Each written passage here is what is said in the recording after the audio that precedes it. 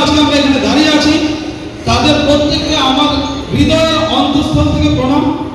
তোমাদের প্রত্যেক ছাত্রছাত্রী এবং ফ্যাকাল্টি মেম্বারদেরকে আমি বলতে চাই যে এখন আমাদের কাছে সময়, আজকে পশ্চিমবঙ্গ দিবস শুধু উদযাপন করবো না, আমরা পশ্চিমবঙ্গ দিবসে আমরা প্রণ নেব যেন আগামী দিনে আমরা একসাথে মিলে সবাই মিলে পশ্চিমবঙ্গকে এই দেশে 1 নম্বর রাজ্য করতে পারি।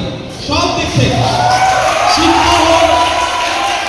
শিক্ষা হোক, শিল্পকলা হোক, ব্যবসা বাণিজ্য, বিজ্ঞান, কারিগরি বিদ্যা সব বিভাগে যেন পশ্চিমবঙ্গের টপে থাকে।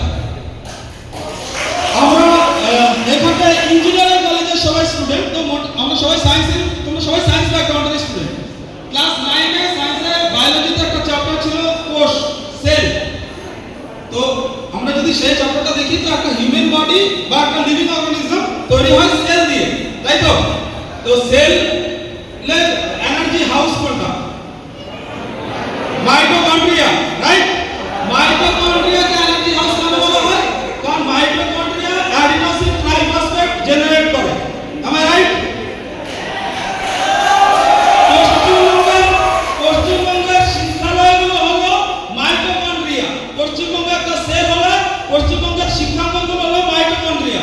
আর সেই মাইটোকন্ড্রিয়াতে তোমাদের মতো অ্যাডিনোসিন ট্রাইফসফেট এনার্জিতে ভরপুর ছেলেমেয়েরা আছে, যারা ভবিষ্যতে